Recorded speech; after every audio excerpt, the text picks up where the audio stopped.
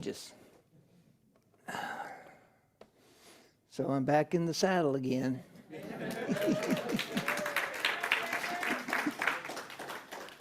For those of you who don't know, all the whooping and hollering and applauding, I was out sick last week, and I appreciate all the prayers and the cards and all the good energy y'all have sent me during this past week, and it has really helped, and it has empowered me, to be here today. I was just thinking what a learning experience this time was. One of the things I was able to glean from the whole mess is that there are times when I need to let people take care of me.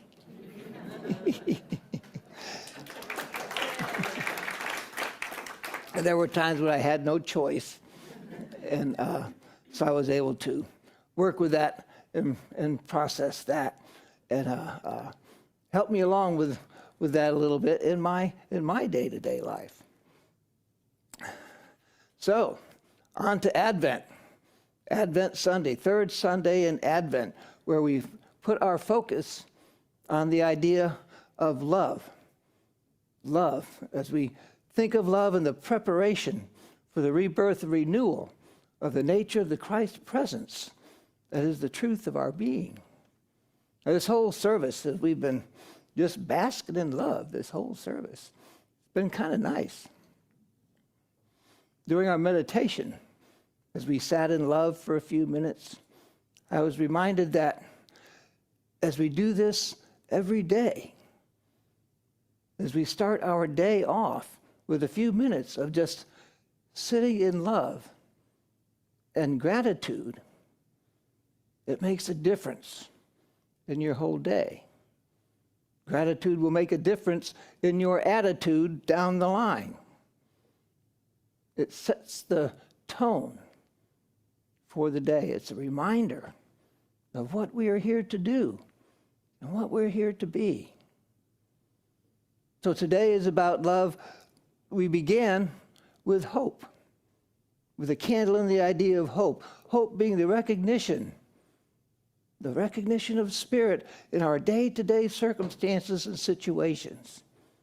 That in the midst of all the cacophony of weirdness, there is hope, that there is good in there somewhere.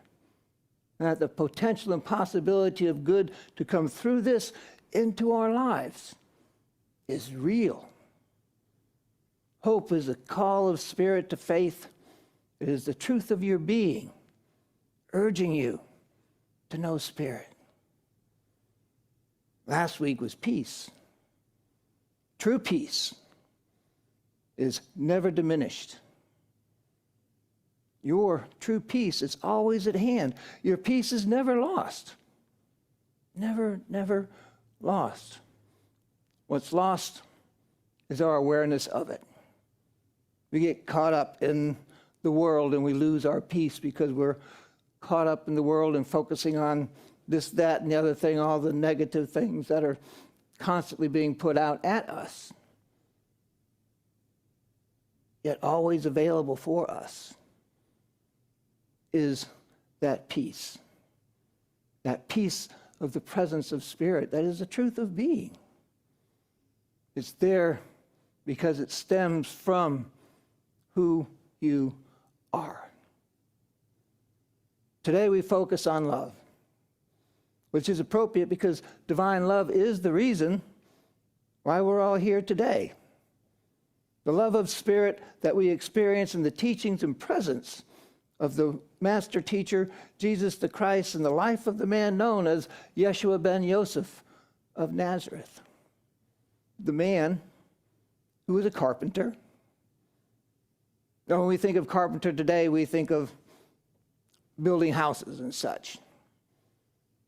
Back in his day, carpenters made furniture. They made bowls.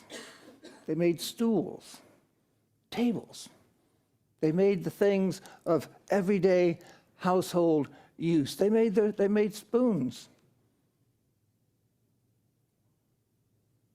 carpenter was a very important person in the life of the community.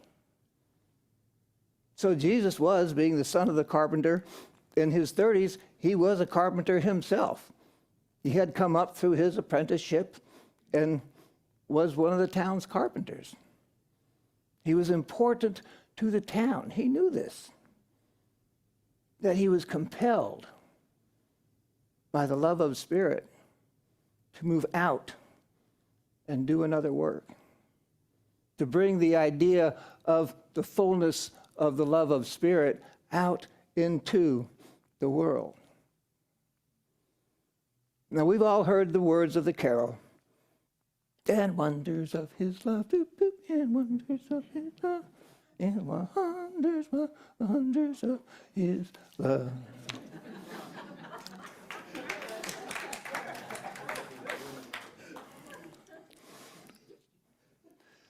So what was so wondrous about this man's love? What was it that made it special? Was it unconditional? We all like to say, yes, it was. But what about the Sadducees and Pharisees, whom he loved to call vipers, snakes, and hypocrites? Jesus, the man, wasn't that different outwardly than you or I. He was not so loving towards those who he knew persecuted the less fortunate. He wasn't so loving when he went to the temple and cleared out all the tables that were taking up the space for the women and children. That's why he cleared them out. They were in the temple taking up the space where the women and children were supposed to be. So he cleared them out. Jesus was a human being like us. What makes him different? The wonder of the love of Jesus the Christ is that love that man brought with him wherever he went had and has the power to change the world. Jesus brought with him an understanding of the primal love of God, the original expression of the light of love which permeates and gives life to all things.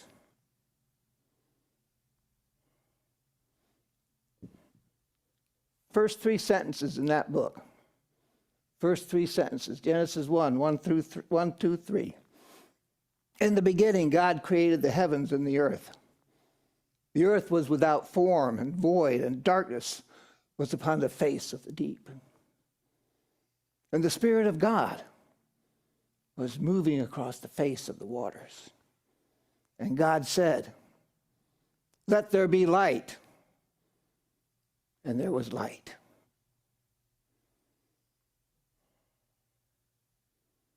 God is love. Love said, "Let there be light." The light of love is the first manifestation of the movement of Spirit in our world and in our consciousness. The metaphysical meaning of the waters is the unexpressed capacities of the conscious mind. The unexpressed capacities of the conscious mind. It's the light of love that empowers our consciousness into expression. The light of love empowers your consciousness into expression. It is the light of love that empowers your imagination to reach into the unknown and bring back new discoveries of potential, possibility, and creation that are yours to do. It is a light of love that empowers you in gleaning wisdom from seeming failures so that you can move forward and manifesting the fullness of the blessing that you are meant to be on this earth. The wonder of the love of Jesus the Christ is experienced in every heart that offers compassion to another because of the light of love he brought into the world. And it is experienced in every being who receives that gift of a compassionate heart. Mother Teresa told us this. She said, "It is Christmas every time you let God love others through you." Yes, it is Christmas every time you smile at your brother or sister and you offer them your hand. It's the wonder of his love that draws us here today in celebration of his birth. It is the power of the light of love which empowers each of you to know the wonder of the love which dwells within you. The wonder of the love which is the root of your very existence. During this Christmas season, we are drawn out to celebrate vicariously through the Christ child. The Christ child who we celebrate. We hold the vision of a babe in a manger being a vehicle of total, absolute, unconditional love. Knowing at the truth of our being that the manger for that babe is our hearts.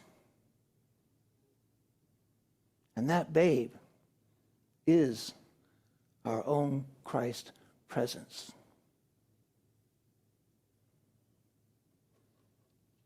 That is Christmas. The light of love which Jesus knew 2,000 years ago is still expressed today. It is still expressed in that same love which links all of humanity, spirit to spirit, and soul to soul.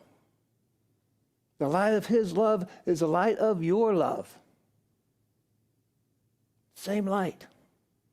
The love that Jesus felt for others is that same love that you feel for your family, for your friends. The light of his love is your love, and it is the gift of God to and from all of us. So this year, friends, let us take that love with us beyond the Christmas season. Let's think of the words of the American author, philosopher, mystic, and civil rights leader Howard Thurman, when he tells us the song of the angels, when the song of the angels is still, when the star in the sky is gone, when the kings and princes are home, when the shepherds are back with their flock, the work of Christmas begins. To find the lost, to heal the broken, to feed the hungry, to release the prisoner, to rebuild the nations, to bring peace among brothers, to make music of the heart. Let us now take these words and put them to use. We are reminded them in this season. This season is a reminder of the truth of who we are. It doesn't end the day after Christmas. That is the beginning. We take all of this celebration, all of this joy, all of this light, all of this love with us into the next year. It's our opportunity to set our intentions to be the best light of God that we can be. Our intentions to express who we really, truly are the best way that we can. And we do this in our celebration of Christmas. We're setting our intentions. We're expressing the joy that is the truth of being, the love that is the truth of heart. We are knowing that truth and letting that truth set us free. So let us take that primal love of God, that first awakening of spirit to life. Let us claim it for our own, knowing that with love, with that love, we can and will indeed change the world. God blesses you.